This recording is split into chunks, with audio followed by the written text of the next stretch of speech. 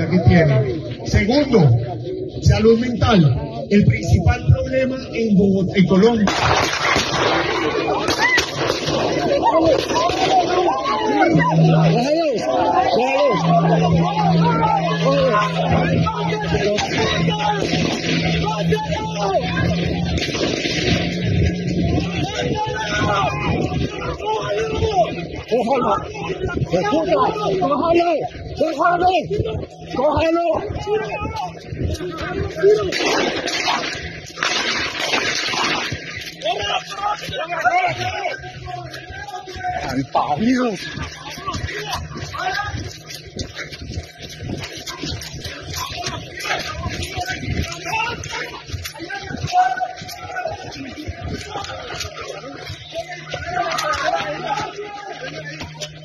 ¿Dónde cogió?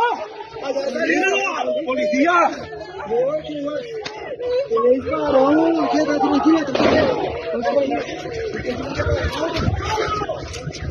¡Este mírelo!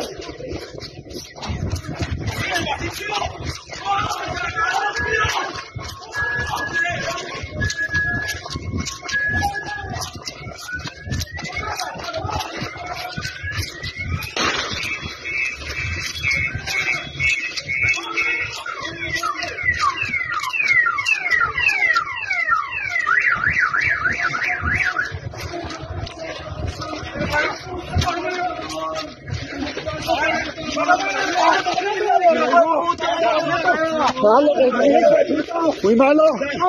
Malo con ¡Estamos mamados con los parillos! ¡Estamos mamados!